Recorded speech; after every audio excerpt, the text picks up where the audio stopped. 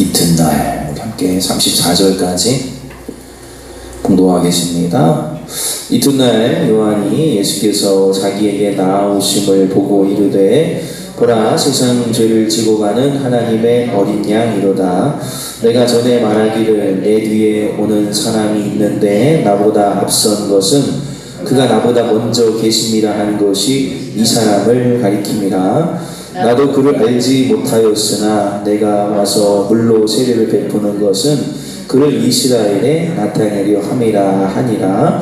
요한이 또 증언하여 이르되 내가 봄에 성령이 비둘기같이 하늘로부터 내려와서 그의 위에 머물렀더라.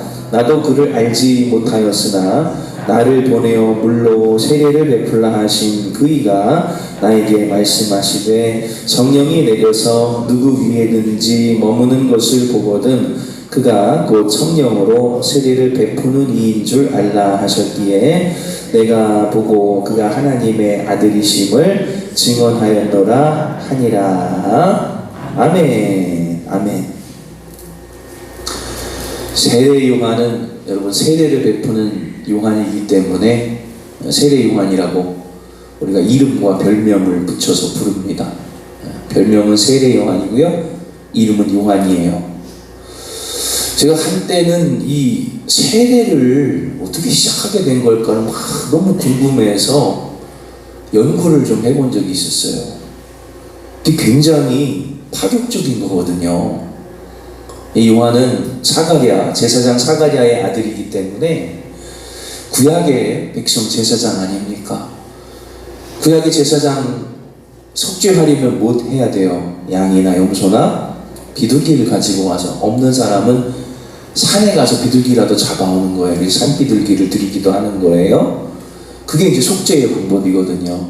쪼개어 놓고 하나님 앞에 피를 드리면서 피 흘림이 없을 즉 죄사함이 없느니라. 그런데 그 제사장 아들이 광야로 뛰쳐나가서 예배를 집례하고 양을 잡아라, 소를 가져와라, 염소를 잡자, 비둘기 가져오면 제사 지내 주겠다가 아니라 물로 세례를 베풀면서 회개를 선포하는 거예요. 굉장히 여러분 파격적인 겁니다. 이거는 있을 수가 없는 일이란 말이에요. 그래서 세례 요한이 태어나기 이전에도 물로 사람을 이렇게 정결케 씻어주는 뭐 그런 속죄 의식이 다른 종교에도 좀 있었을까 너무너무 궁금했어요. 이 세례를 누가 시작했고 왜 시작했고 무슨 의미냐. 구약에는 이런 게 없거든요. 손을 씻거나 그 물두멍은 있었어도 하나님께 속죄하기 위해서 반드시 양이나 소를 잡거나 비둘기를 잡아야 하는데, 죄를 사하여 준 회개의 세례를 전파하는 세례 요한은 세례를 어디서부터 시작한 것일까? 여러분 궁금하지 않았어요? 성경 읽으면서 있을 수가 없는 일이 나타나는 거기 때문에.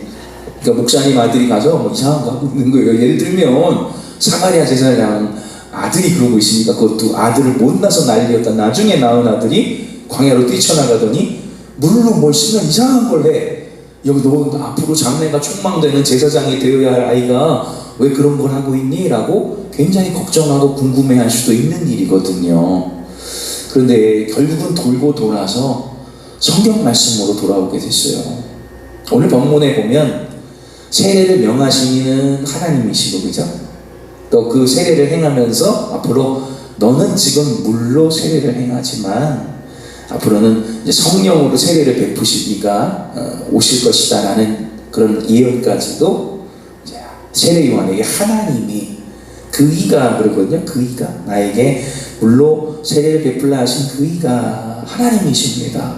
하나님은 이 세례 요한 때부터 이제 천국이 침노를 당한다고, 천국을 드디어 얻게 되는 역사가 막 나타나게 되거든요. 그 일을 위해서 회개하고 또 예수께서 오셔서 그들에게 성령 주시는 그 일을 위해서 준비하는 일을 세례 요한에게 미리 예비를 시키셨더라는 것이죠. 하나님으로부터 말미암은 겁니다. 세례는 하나님으로부터 말미암았다.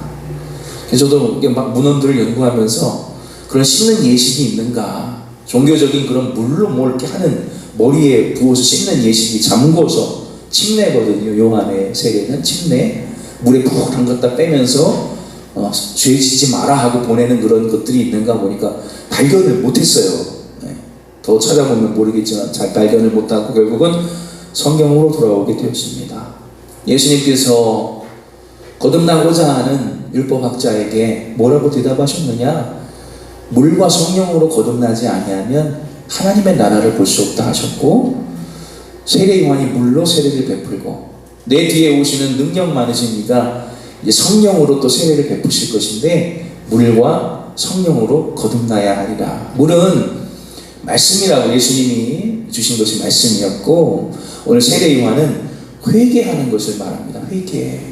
마음속에 내가 죄인이었고 내가 인생을 엉터리로 살아왔으며 이것이 하나님의 나라에 아무리 내가 양과 소를 잡아들여도 난 합당하지 않은 사람이었어 라는 것을 고백하는 자에게 네가 죄를 깨닫고 하나님 앞에 고백한 그 증거로서 이 물로 세례를 베푸는 거거든요.